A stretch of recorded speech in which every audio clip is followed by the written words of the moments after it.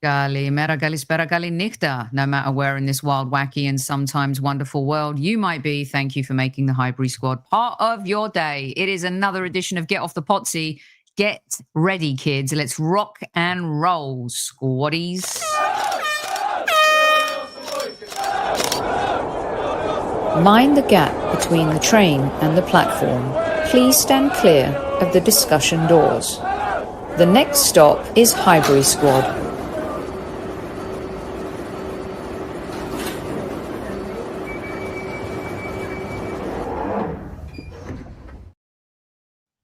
We have left you waiting a little bit this evening, but the wait is worth the wait, if you know what I mean. Returning is one of your favorites, and some of you maybe not, but he's one of my favorites, that's for sure. Back to Squad Central is my man, Pottsy.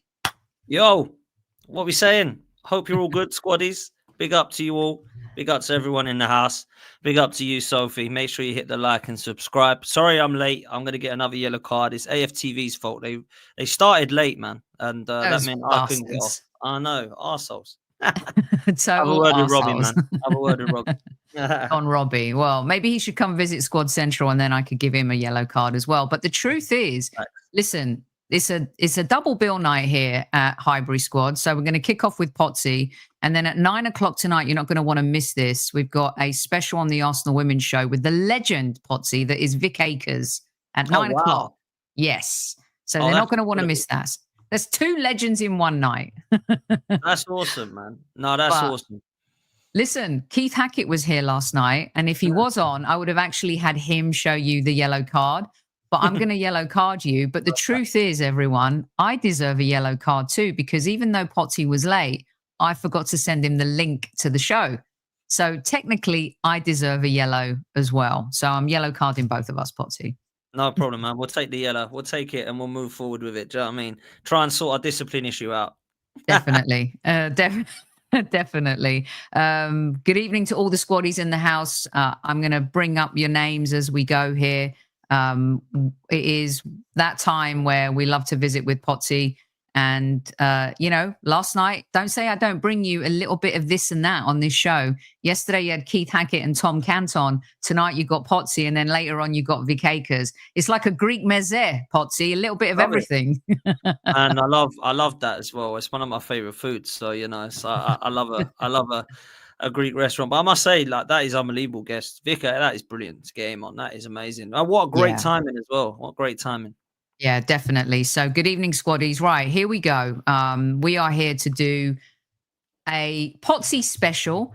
We've done a few of these over the season. It's our third season of Get Off the Pottsy. And I sent a note to Dan yesterday and I said, listen, time to do another one.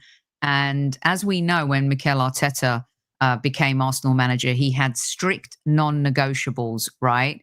So tonight on Highbury Squad, we're going to do Potsy's top 5 strict non-negotiables for the summer. Once again, they're saying it's the biggest summer ever. We're going to see about that. So why don't we kick off this Get Off the Pottsy? Let's rock and roll. 0, 1. Let's get started.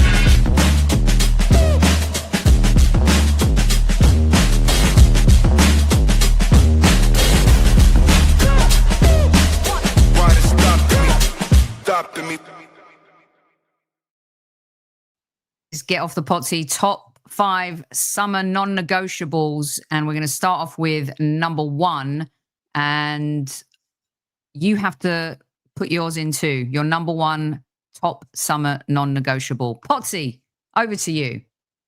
Well, first of all, big up for that intro. That's class, by the way. Big fan of that. Big fan of that. Graphics, music, intro. Love it, man. Love it. And do you know what? Big up to everyone in the chat as well. Make sure you've hit like and subscribe, people.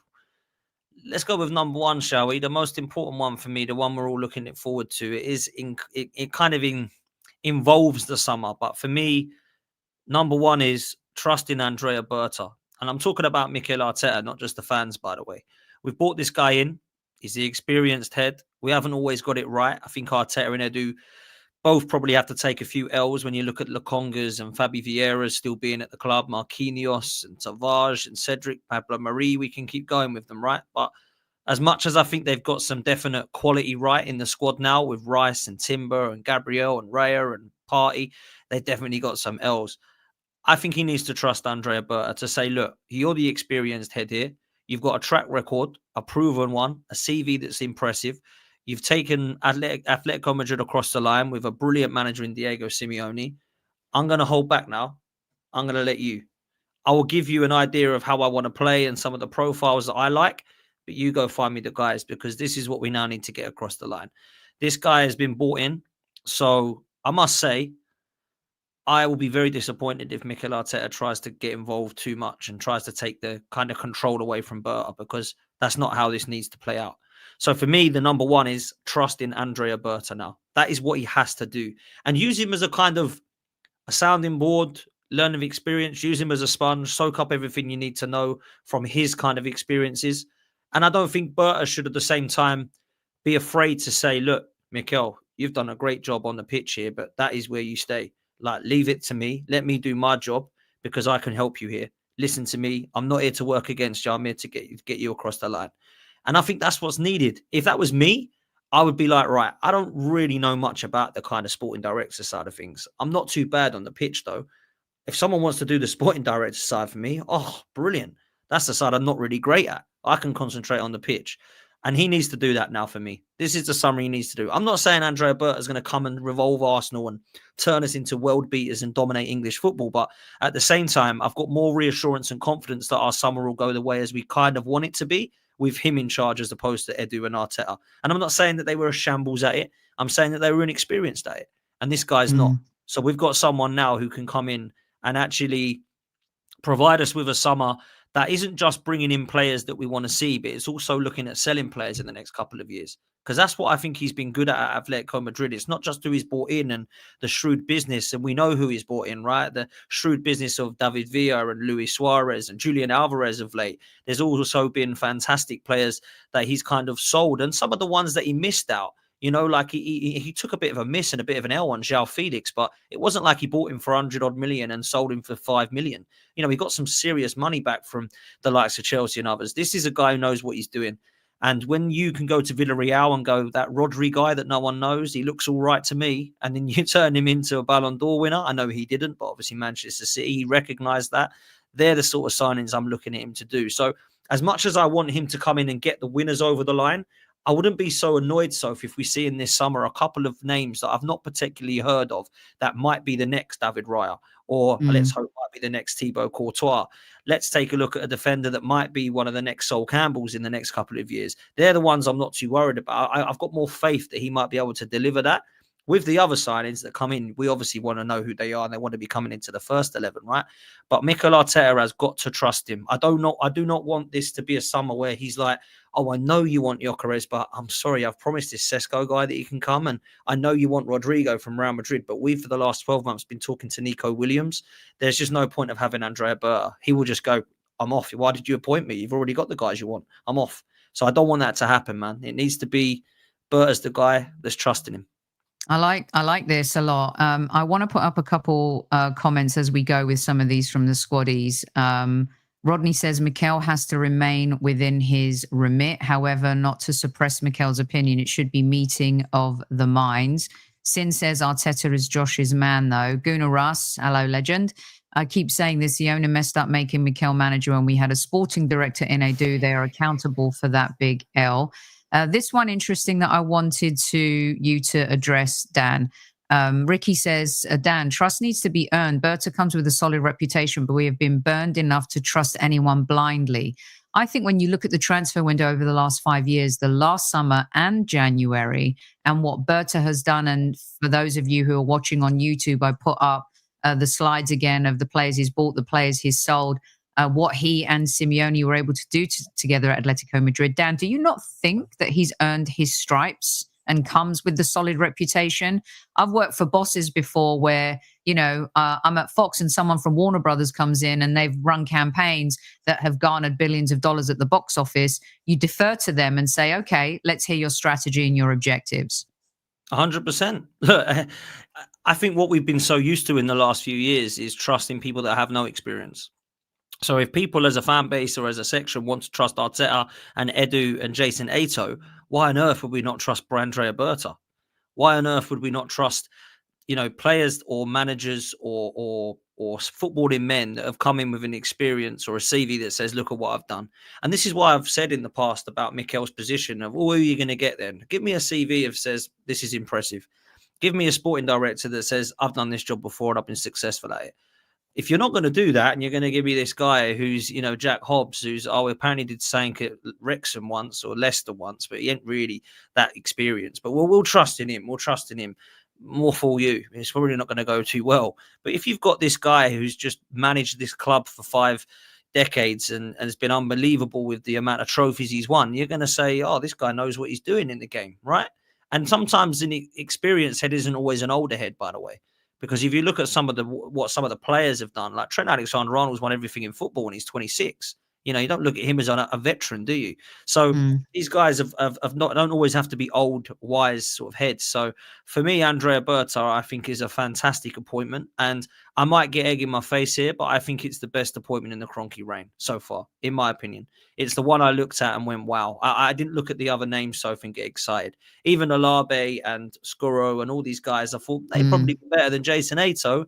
However, I don't really want those guys. Andrea Berta is the one that I want. And I did say, and I'll hold my hands up, we won't get Berta. We'll end up with one of the others. And luckily, they went for Berta, and I'm happy with that. So really happy with it. And even though you're strong in your opinions, Dan, you definitely are one to put your hands up and say when you get things right and wrong as well. And I think that's why a lot of the squaddies appreciate you. Okay, number 2 for Dan in the summer non-negotiables. What have you got for us? So it's one word, and it's not really summer negotiables. It's kind of next year negotiables. I'm kind of looking it in towards not just the summer, but also to next season, because it's all linked within, right? Because we're preparing for this coming season. Trophy. One word. Trophy. I need to see silverware at Arsenal, and I want that window to shut and us to go, good enough to win a trophy. Good enough now. And people might think that's a little bit like, wow, is that all you want, mate? Yeah. I'm supposed to be this negative fan that wants to win quadruples. No, I'm realistic. Give me a trophy, man. I grew up winning the League Cup. I grew up winning the FA Cup. I saw us win Premier Leagues. I saw us win doubles. I saw us go invincible. I've not seen us win a Champions League. I'd love that. That's my number one that I'd love. Premier League obviously goes to priority of FA Cup and League Cup, but just give me a trophy. I would 100% take the League Cup next season. I would. And this is why, look, I've got to be honest. I don't feel like I can believe I'm saying that we've had 5 years without a trophy. This squad is good enough to have won a trophy by now, Sophie. So I kind of look at this in 2 ways. Win me a trophy, and alongside that, which isn't really another point, it's alongside it, I want this squad to be able to compete on all 4 fronts. I don't think we've been able to do that for quite some time. And it will shock you to know the last time we did that. The date was around about 2011. And it was the year that we lost to Birmingham in the final. Van Persie got sent off for kicking the ball away against Barca, who went out. We lost to Blackburn, I believe, in the FA Cup that year. And we threw the league away. And that was the time that we were all on all 4 fronts around about March time. And I thought, wow, we've got to March and we're in everything here. What's happening here? Lost the League Cup final. Then we went out the Champions League, out the FA Cup. And we were like, oh, no, it's all gone. And that's the last time I can remember us going for it. And if you try to look back to the last few years, just in Mikel's reign, we went for the FA Cup and we won it, but we were only ever going for that because we were out of everything by the time Arteta had got here pretty much, right? Then you go to the following season, we were trying to get top 4. You go for the following season, we were trying to get top 4. We weren't going alongside any of the other trophies. He was dumping them out of us against Forests and against Southamptons and then obviously against City and Liverpool when we got them. And then we went to the Europa Leagues. We weren't really going for any of them. You know, we got to the semi-final against Villarreal, but we weren't going for a league alongside that. We got knocked out by Unai Emery. So when I look at it, I don't remember the last time we've gone all 4 fronts, or at least 2 fronts. Even this season, the only thing left was the Champions League. We weren't going for any domestic trophy or the title. We were never really in a title race this year. Last season, we were in a title race, and you could probably say that we got to the Champions League alongside it, but it was the quarters which would go out around February time. So we had to go through March, April, and May, only going for one thing. I want to see a squad this season that's built yeah, that is good enough to win a trophy and compete on all four fronts. So that's where it leads from Berta being number one. And then number two, I need to see that this squad has been built that allows us to go on all four fronts. And that's why trophies linked to that, because believe it or not, guys, that's what we're supposed to be trying to win. And I know a lot of people enjoy the journey and they think it's great going to football games with their family and friends. I'm one of them. But when you go to football with your family and friends and you win and lift trophies, I promise you it's 10 times more enjoyable. I promise you that. Dan, real quick, I wanted to ask you, you and I have spoken and exchanged a lot of messages on what's happened in, the last 10 days here with Europe and how things are panning out and stuff like that. And like I said, the fans yesterday got to enjoy a trophy, lift. Our women, I think, have been able to put a little bit of a smile on the faces of the club and the fans, by doing something astonishing, beating two of the greatest teams on earth in women's football history. And next season, in a few weeks, the league table starts and everyone's on zero, right? Mm-hmm. And I'm talking to a lot of my Tottenham cousins who, support the club. They love the Europa League. Most of them still want Ange gone because of the league position. They had a lot of injuries, they suffered, but they also had plenty of opportunities to win games. Whether you sack him or not, again, shows a bit of ruthlessness from Daniel Levy.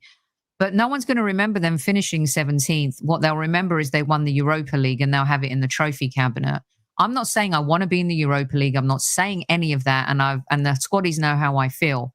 But what's the difference in finishing 4th or 5th and winning the Europa League and getting into the Champions League and not winning, the title? I know that you lean towards where I'm at on that. I wanted to get your quick thoughts on it because some of the nonsense I've heard about it being a shit cup, it's not the same as it used to be. We were in a Europa League where there were teams like Dundalk and Mold and some Israeli team that I can't even pronounce, and it's not Maccabi Haifa or whatever they're known, the well-known ones. There were plenty of odd teams in that tournament. What do you say real quick on that front? Trophies always win. And I'll tell you why trophies always win. Because Tottenham will be remembered in history now as being Europa League winners. It won't say alongside it in an asterisk, but they come 17th and were crap. It won't say in an asterisk, it's a crap trophy though, it was easy to win that year. It will say they've won the Europa League. When we won the double against Sheffield Wednesday, time ago when I was a kid, it never had an asterisk next to it saying where Arsenal came in the league. Do you know where we come in the league that year? 10th, or it might have even been 11th. No one cared. I didn't care. I was celebrating 2 cups. So when people say I'd rather come 4th and be in the competitions taking part, I'd rather win trophies. And I know people think that's entitled and some people don't. That's fine. Support your club how you want. If you're happy coming 4th every year winning nothing, then come in 8th, 10th and 12th, but winning 3 trophies, that's fine. But I'm going to take the 3 trophies. Now, what I will say to caveat that, and it will come on to a point in a minute, compete for the Premier League and win a trophy. That's the bare minimum expectation, right? And that's not actually one of my things, so I can say it. My bare minimum expectation next season is to win a trophy and compete for the league. It's not go and win a double. It's not go and win the Premier League. It's not go and win the Champions League. It's win a trophy and be competitive for the Premier League. And by that, I don't mean get to March and drop out of it and say, well, we were in a title race. I mean, go right to the wire like we have in the last couple of seasons prior and say, do you know what? Arsenal gave it a right good go. They weren't quite able to win it, but look, they're lifting the FA Cup again, or they're lifting the Carabao Cup. We are lifting a trophy to say, right, let's install some winning mentality into this squad. That's what I want to be seeing. And people that say, I don't want those dusty trophies and I can't deal with an energy drink cup, that pisses me off, man. I can't lie. Like I grew up winning those trophies. They've got history. They've got heritage. Whether or not you think it's a trophy you like or not, I'm sorry. When you go 5 years without it, and 30 years without that particular one, and over 30 without a European, and 21 without a Premier League, and now 5 without an FA Cup, you can't be poo-pooing trophies. Sorry, man. Like that ain't for me. So trophies win all the time for me. Yeah, I agree. Okay, so let me just get a quick few responses for you on the trophy front. Let's see. William says, we went out of 2 competitions in a week. You can't compete across multiple fronts with poor squad depth. Godfrey says, is not the work of Arteta that has contributed to bringing Berta? How about collaboration in this complex world? I think Dan did say that, a little bit of everything. We're moving on, though. Let's see. Dave says, simply put, the League Cup will not change my opinion on Arteta, whatever that opinion is, at the end of next season. Right? Imran says, we should have picked up the domestic cups in Europa with greater confidence of attacking PO and CL. Anxiety and uncertainty. This one I want you to respond to. Isn't 2 semi-finals and 3 second in a row competing? 4 years ago, we would have dreamt being where we are now. For me, Dan, I don't poo-poo what he's done. That's not the point. The point is no rearview mirror syndrome. The squaddies know I only use the rearview mirror when I check my lipstick. It's about, okay, what have you done for me lately? But moving on. What's your answer to Jorn here? Yeah, listen, Jorn, appreciate your opinions, but I disagree massively. This kind of ridiculous thing about look at where we were. We come 8th twice. Do you think we should have been 8th? No, we shouldn't have been 8th, right? We should not have been 8th. This is like Usain Bolt, like running around the track, getting a bad hamstring, coming 8th twice, and then going, well, I've come first again. Now, look, I was 8th 2 years ago. We shouldn't have been 8th, yeah? Arsenal should not have been 8th twice. And when I look at it about we're competing now, we already were competing under Arsene Wenger and we sacked him. So what would we sack him for? We might as well just kept him because he wasn't coming 8th twice, by the way, Arsene Wenger. Arsene Wenger's last position for us was 5th. Unai Emery and Arteta were the ones that put us in the kind of positions of being 8th place. So with Arsene Wenger, we wouldn't have come 8th twice. Yeah. And I'll tell you this now, with Arsene Wenger, we would have won a trophy by now. Might not won the Premier League or the Champions League. We would have won a trophy because that's what he did in the last 5 years. He won 3 FA Cups, wherever it was. So for me, I find that bizarre, if I'm honest. It's just about competing now. It's just about being, look at where we were. We were 8th, now we're 2nd. Be happy. This is unbelievable achievement. It is if you're Everton or West Ham, but we're not. We're Arsenal. That's where I'm at. So. Agree with that. Okay, I'll keep putting your comments up, everyone. Keep them coming through. Over 300 in live chat. Let's hit the like button. We have got our Chief Like Officer, Tammy, and Mrs. Potts helping tonight, trying to get those numbers up. So appreciate that too. Number 3, Dan, what you got? Well, look, this kind of leads into the last 2, which is why I'm trying to make it segue into each other and put it in order. Trusting Berta was my first one. The second one was have a squad that you believe is good enough to compete on all 4 fronts. So you can get that trophy. The last couple or few go towards Mikel Arteta a bit more. And I've used this one before on here before. Use your squad, please. I'm sick and tired of using the same 13 players trying to win 4 trophies. Use your squad. Make sure when that window shuts, you're happy that you are able to use that squad. And if you believe that squad is good enough to compete, like I've said previously, you should be able to use your squad. So when I'm seeing Gabriel and Saliba playing 60 games in a season, that's not good because they're going to get crocked. Funny enough, they're both injured. I need to see you use your squad so they're not playing that many games. I need you to trust in players you haven't trusted in before so that Saka doesn't go down with a hamstring injury. I need you to allow Kai Havertz and Martinelli and Rice and these guys the rest they deserve. Now they're playing across an unbelievable amount of intense competitive football. When I'm looking at the season just gone and the previous season, if we go back to the one before the one that's just gone, I didn't see enough games from Fabi Vieira or Smith Rowe or Reece Nelson. Whether you think they're good enough or not, he does. He has to use them. You can't have them sitting on the bench as decoration and then go, I just don't think they're very good. Well, what are they still here for then, Mikel? Got rid of them? Cool. Who are we bringing in? We're bringing in Sterling so he can sit on the bench and be decoration just like Nelson was. Why aren't you using him? Why are you not using Zinchenko? Why are you not using Kieran Tierney? Because I don't like them. Well, what are they still doing here then, Mikel? Why is Botler Oyadeji still on the bench at 22 and not being moved out of here and replaced? So I need to see him use his squad now, Soph. And if you don't believe that the squad he's got is good enough, that's on Mikel and the board. But that squad of 25, that needs to be 25, by the way, not 19. Yeah, that squad of 25 needs to be looked at and needs to be spoken about, needs to be used. So Ethan Nwaneri needs to be used this coming season, not sat on the bench wondering why he's not playing.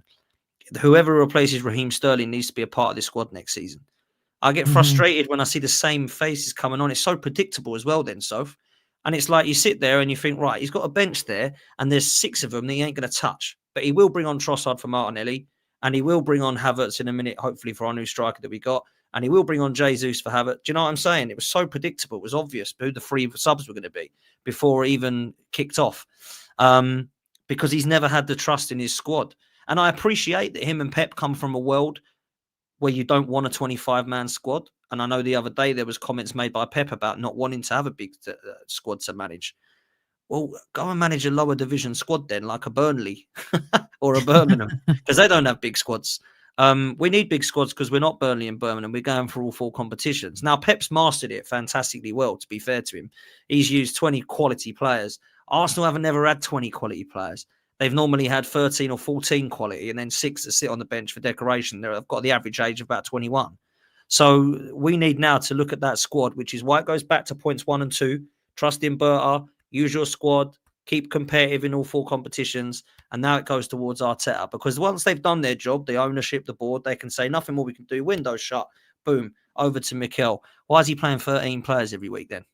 That's what's going to happen. And that's what we've had in the last 2 seasons. So I'm sorry, like Reece Nelson played nowhere near enough minutes. Smith Rowe played a ridiculous amount of minutes. The only player that played it last season was Eddie Nketiah. And this one that's just gone, Sterling was sat there with decoration for months. Ethan Nwaneri, I don't know what he'd done wrong in the last few weeks. There was a lot that I just didn't quite understand in terms of using his depth. Then we'd see Tierney being flung on the left wing and then start at left back, and then Zinchenko would randomly start in the middle. It was so confusing. So I need to see that squad used and utilised now, because it should be good enough to go and beat teams in the League Cup. If we pull out Huddersfield, you should be able to put out your second 11 to go and beat them. That's how competitive the squad should be. So for me, it has to be use your squad. That's got to be a non-negotiable. Yeah, I totally agree with that. And it's not just this season, last season, and a few of the squaddies have talked about injuries, and it's about preparedness. And I think that we've lacked that depth in order to really cross over the line, and wanting to continually play the same players. I just don't get it. And we've seen the ramifications of that. You put that really, really well. I wanted to put up a comment from Jamie, who listens a lot to our Arsenal Women's show as well. Renee Slegger said her team had starters and finishers, and everyone plays when it matters. And I wonder why Arteta is allergic to that mindset. I love that. He even said, and used that terminology, and that's a terminology now. It's like the buzzword for the kids, Dan, starters and finishers. Well, I like that, because starters and finishes, it sometimes used to be known to me as, it's not always the team you start with, it's the team you end with or finish with. And I like that, because you should be able to allow that to be in the minds of your opposition, to think, God, that's a good side. Oh my God, they haven't even bought on those 3 yet. Crikey, what are we going to do when them 3 come on? That's what it should be. And that's what it has been for Manchester City and Liverpool. And to be fair, Manchester United back in the day, when they used to fling on Sheringham and Solskjaer, I think, crikey, what's happening here? You used to get to the days with Arsenal where it was like, well, Kanu and Wiltor are on our bench. I mean, like, because Henry and Bergkamp are playing, we need to get back to those days, man. And this is why when people say, I don't really want him, because what happens to Ethan Nwaneri then? Or what happens to Max Dowman then? Or does Saka play every game though then? I don't want that. I want everyone to be able to be as good as each other. And I know you're going to have your first 11, and you always, in my opinion, should have a first 11, but you need to have at least 3, maybe even 4 subs you bring on thinking, God, you know what? That the level ain't dropped. That's quality. Yeah. There's a huge drop between Sterling and Saka. Let's have it right. There's a huge drop-off between bringing on Eddie Nketiah and Aubameyang the other year. Like that just isn't good enough, and we need to get better at that. Yeah, I agree with that. And, the fact that, he waited until the 86th minute to make subs, and you've seen other teams just make subs earlier to have a greater impact. I feel like that's a part of his growth as well. The in-game management needs to elevate this season too. So we've had Berta at number 1, Trophy at number 2, use your squad number 3 that's morphed into Mikel with 4. Is that right? Yeah. So I think Mikel, there is 2 more, 4 and 5 I've got. Yeah. Okay. So let's do 4. Yeah. Let's kick off with non-negotiable number 4 for the summer, the next season. This one for me is key, and it's massively linked to number 5. I want to see the playing style that Mikel Arteta is wanting once this squad is where it's at. I've been so confused in the last 3 years, if I'm honest. I've been so confused. That's So what Mac put up as his number one, revert back to exciting attacking style of play. I okay, saved it for you. no, and I love this because it comes on to my next number 5 after this, really. But this one is the main one. The playing style for me has to be something that we saw in the 22-23 season. And that was scintillating blitzing football. Now, I appreciate that back then it was a little bit more unpredictable and people were a bit shocked by it, as fans were shocked, let alone some of the opposition and rival fans. But it was good football. Like, I don't know why he reverted. I do know why he reverted. And it was stupid to do that.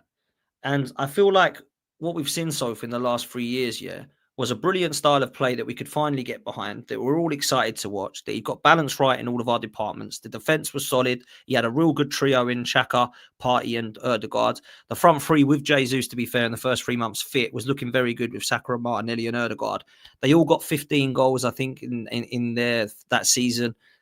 Jesus, I think, got double figures until he got injured. We had a trio that was one of the best in the midfield in a long time. And he decided, because we bottled an 8 points lead, to just scrap it up and go, right, we got to go and play defensive football now. David Moyes, get on the phone to him. And I didn't know why he did that. And this season, he's done the same. Set piece, everyone calling him Tony Pulis. That wasn't how we were playing in 22-23. That wasn't how we identified. And one thing I'll say about Arsenal, and whoever you speak to will agree with this, Arsenal have always been good to watch, attractive to watch. You might not always win and be the best, be successful at it, but we've always been good to watch. And that's something that I think a lot of fans have found pride about it. Now, I will caveat that by saying, I really don't care if I have to watch Conte, Simeone, Mourinho or George Graham football if I'm winning. But you have to be winning, Soph. You have to be. You can't play that football and not win, because you turn into David Moyes or Sam Allardyce pretty quickly. Yeah. So for me, I think what you need to do now is revert back to what you want. And that is the scintillating style that you learn off of Pep, that everyone praised you for in 22-23. I think we now need to do that. And that then, what I'll do is I'll quickly say number 5, because I think it's really linked with it. Number 5 for me, PTSD and fear. Get rid of it, man. Get rid of it. Because you have got that. That's the reason he changed his whole style in the first place, Soph. Because he was so obsessed with not losing a game and not conceding a goal that, guess what happened? He started losing games and conceding goals. So that's why I get frustrated when I watch us playing football thinking, right, you're not going out to win that game. You're frightened not to lose it. And that is why you don't win.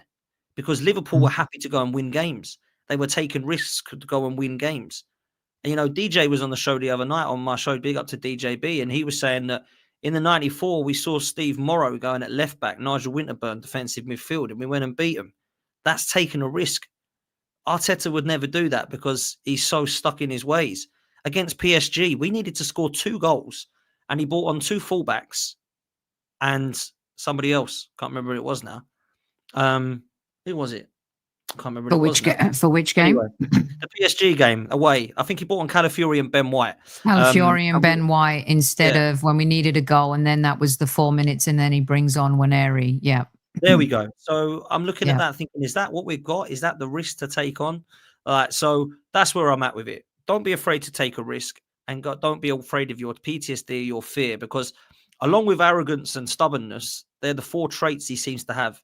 Yeah. Very arrogant, very stubborn, but he's got massive fear and PTSD about what has happened previously. And he's overthinking and he's micromanaging and he's basically tripping himself up. When you overthink and you make mistakes, I kind of feel like he's done that in the last couple of seasons. There's been a lot of micromanaging and, I know you spoke about the Peter Schmeichel thing and Warren Barton was on there saying it would find that difficult to play with. I agree with that. I noticed it more than ever in the last home game. I sat with Judges up in club and I couldn't believe when I looked at him for the first time. So I can't really see Arteta that well from where I sit at the corner flag. I'm kind of on his level. But I literally couldn't believe the guy must sweat a bucket. I mean, it does not stop running around, going mad. He got himself sent off to the stands to the last game because he kicked the ball away. He's getting involved. He has to just calm down, relax. That would frighten the life out of me. I've worked in many, many jobs before, and when people are stressing next to me, I get stressed. Yeah. I need someone relaxed and calm. And when it's like that, it's like, what are you doing? Chill out, man. It's all good. We'll get there. Let's relax. Let's do it. And something that I've praised Arne Slot on this season is that, because Jurgen was really, really intense, Jurgen Klopp, mental, like exhausted on the sidelines. Jurgen Klopp's like, it's calm. And look at him, you know. So I think that's what we've got to do there. So that for me is where I'm at with 4 and 5. It's like, pick your playing style, stick with it, and do not have fear, number 5, and PTSD, because you don't need to. You really don't, man.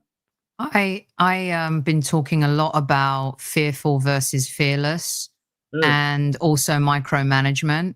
And I'll put MK's comment up here too, because one of the things that Warren Barton said as an outfield player, because Schmeichel was talking about it from a goalkeeper's perspective too, and if he was an outfield player, he would feel confused. And Warren agreed. He's like, and Super Kev even used to say on this show, he goes, I'm not focusing on what George Graham is saying from the sideline. I'm focusing on the game and what I'm supposed to do. And that was a different time, though. Now you see Maresca, Amorim, Arteta, Pep. There's a style of manager where they're dictating passes in between the games. And I'm like you. If I'm micromanaged at work, I can't perform. I feel someone breathing down my neck. I feel stifled. My creativity goes. And I genuinely think that sometimes it makes you second guess. Should I pass it here? Should I pass it back? Do I need to move it forward? Am I passing in the triangle? Should I be, pressing right now? Should I be reverting back? I think it's good to be and have emotion, but it's not good to be too emotional, Dan. And I think that's Arteta's own. He needs to grow from that this season, because I believe in Real Madrid, there were no expectations. We chilled. You and I talked about it. And then PSG, they started with the hype videos and this and that. And I just think it got a little bit too emotional as opposed to Real Madrid. It didn't need to do any of that, because with Real Madrid, we played fearless because we had nothing to lose. And then with PSG, we started believing too much in the hype, and then we executed the hype and then fell for the hype, and so did the manager. And I think that affected the players. And I think it's very different to use this analogy, but if anyone's got, I don't have kids, but if anyone's got kids and they're like, let's say 3 years old, and you drive past, or they're 4 years old, they're going to school, you drive past, you're going there soon. You're going there soon. Oh yeah, this is your school you're going to. They'll get very anxious. If you don't tell them and you just drop them off and say, have a great day at school, they're not going to cry on the playground. The reason they're crying is because you've been telling them for 3 months, so you're going to leave them there. Do not allow that anxiety to set in. And that's basically what you've done to them players against PSG. You've allowed this stupid curtain rail to be hung up for no reason. You've got this massive video, bring your boots, bring your shin pads. Everyone's like, whoa, do they not feel confident here then? I thought they were going to be all right. We didn't get this against Real Madrid. Boom, unexpected. We literally rocked up. Everybody made some noise and we blitzed them. I don't know what we were doing against PSG. If I'm honest with you, I thought it was an embarrassment. If I'm honest, totally honest with you, him on a screen telling everyone we got to play this together and all that, and that kind of thing insults me. What do you think we're going to be all sitting there silent then? Do you know what I mean? It's a bit cringe. It was a bit cringe, and in fact, that's exactly what we did. They scored within 3 minutes. Did that to say shush to us, and they shut the rest of us up for the rest of the game. It was just all a bit of a madness, if I'm honest. Generational Gooner, that is exactly it. Play the game and not the occasion. I just want to go back to Arne Slot real quick before you give us your get off the potty. Arne Slot was, let's say, a novice in the Premier League. He doesn't know what it's like to play in a Merseyside derby. He didn't know what it was like to play against Manchester United or the new rivalry of Liverpool and Man City. Didn't know what it was like to play Arsenal and, Chelsea, Tottenham diminished this year, whatever. He didn't know any of that.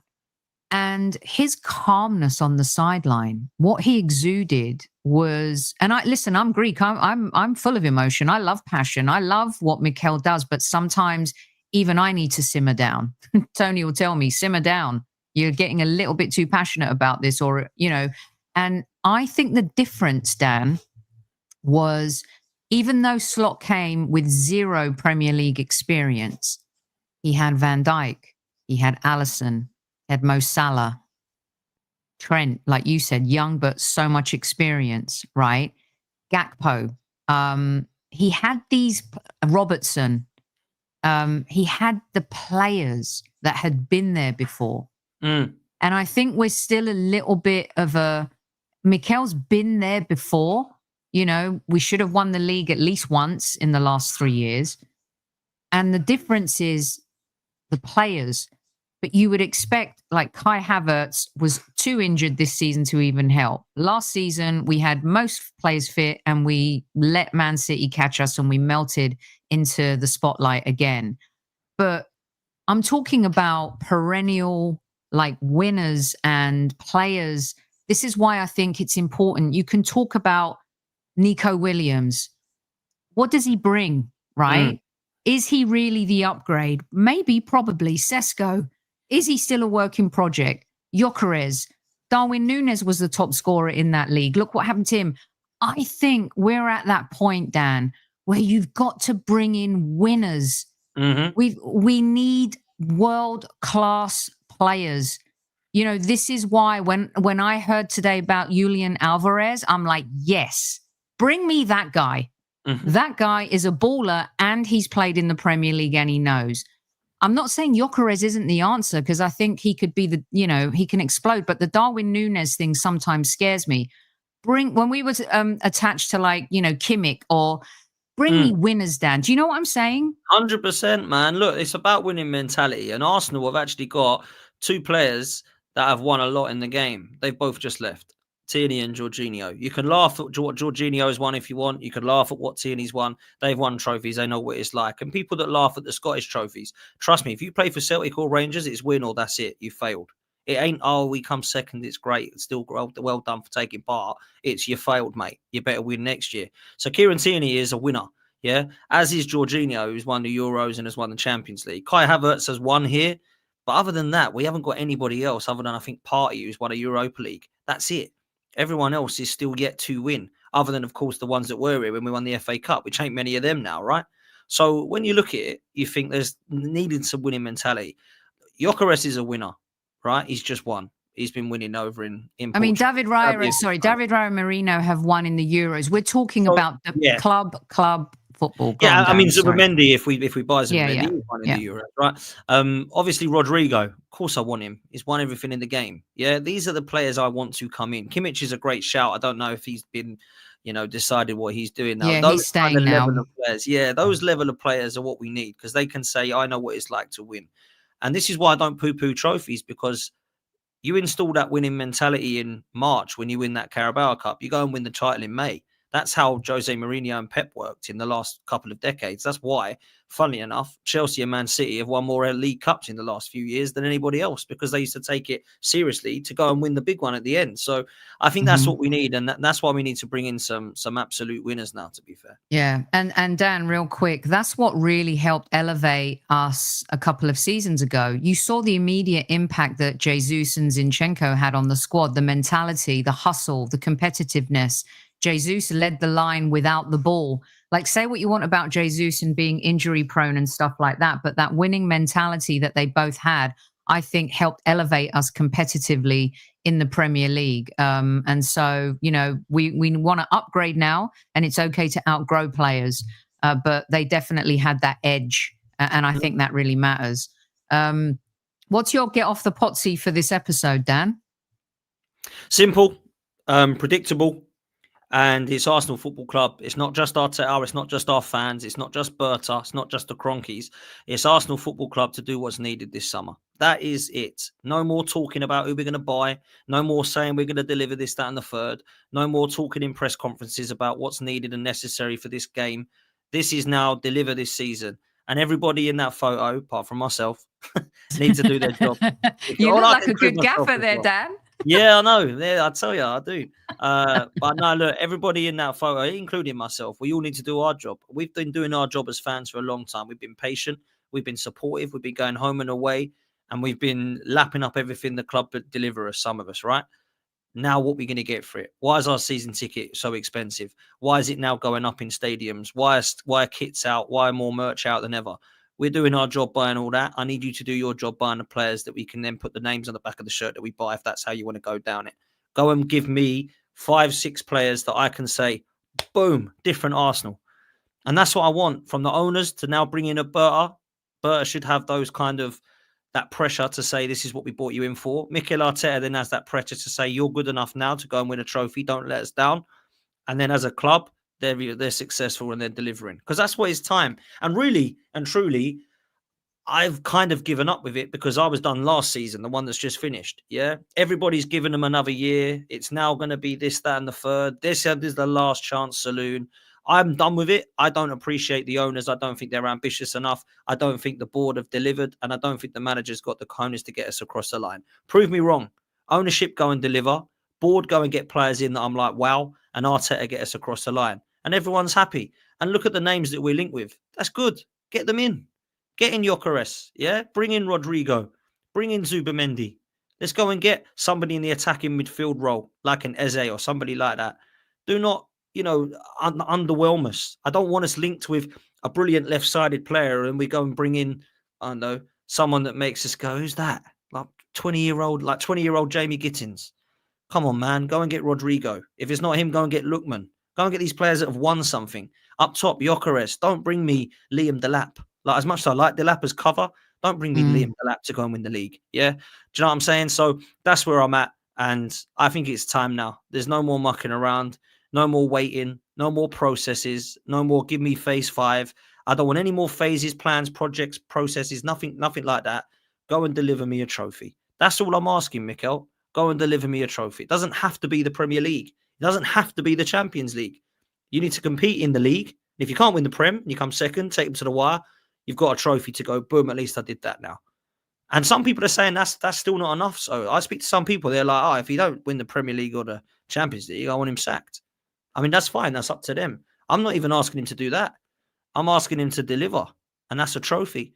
So when you deliver a trophy, I think you stay in your job. That's my brutal opinion. So that's what he's got to do. Well said. Drop the mic moment. And like your buddy Gunnar Russ says, buy the best to be the best. And that is, that's how it's got to be. And I feel that, this is the biggest summer ever again, but they really do have to put their money where their mouth is 100%. Brilliant stuff from Dan. A great episode of Get Off the Pottsy. His non-negotiables. They correct me as I go. Number 1 was Berta. Let him cook. 100%. Let him fire up the grill. Number 2 was a trophy. Has to be a season where we win a trophy. Number 3 was trust your squad. Don't just use the same 11 players and exhaust them. We saw what that did to some key players this season. Number 4 was Mikel Arteta style of play, was it? And number 5 was PTSD. Was that right? Yeah. That's the one. Yeah. All right. Let us know what you think in the YouTube comments. Over 400 of you in live chat right now. It costs nothing to hit the like button. Make sure also, if you're listening on our audio platforms on Apple and Spotify, to leave your comments too. Please make sure you rate the show. It helps the show. And definitely let us know in the YouTube comments what your top 5 is. Before I let you go, he'll kill me if I don't say it. I'm just going to put it up here. Alan here put his top 5. Where is it? It's not coming up. Don't see it. I've frozen in time. There you go. 1 Berta, 2 sell players which will not be in the team. 3 buy Isaac or Gyökeres or Osimhen. 4 Arteta makes subs frequently so we don't get injured players. And 5, I thought you liked that one, was hope for the best. Hope is not a plan, but we need better than that. Let the kids know what you're up to, Dan. Do you know what? I'm done for the evening. I've literally not stopped all day. I've been on about 5 or 6 shows. So I've got a nice evening to chill now. So big up. I was going to do a show at 9, but that's not going to happen now. So we're going to reschedule that one. And I'll be back tomorrow. But I did drop a show earlier about Gyökeres because it sounds like we're getting close to looking at making him the number 9 at Arsenal. So go check that one out because there's some good links and reports that you can read on that one on 12th Man. So yeah, football's 12th Man. Come show me some love. And yeah, that's where I'll be. Cheers, so. Lovely. Brilliant stuff, Dan. Thank you again for your time. Don't forget, kids, it's a double bill today. Be back in half an hour, 9 o'clock UK time, with the legend that is Vic Akers, a quadruple winner and just an amazing Arsenal icon and legend that you won't want to miss. He also was part of Wenger's team squad staff for a very, very long time, has won it all. Don't miss us. Come back in about 35 minutes for a live show with Vic Akers. Pottsy, thank you so much. Donna Potts, thank you so much for modding as well. Got to make that official. Tammy Steele's our Chief Like Officer. To all the squaddies, all the regulars, at ease. And don't forget to tell your loved ones you love them. See you soon. Thanks, Dan.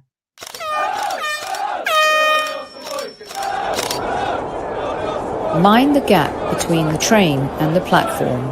Please stand clear of the discussion doors. The next stop is Highbury Squad.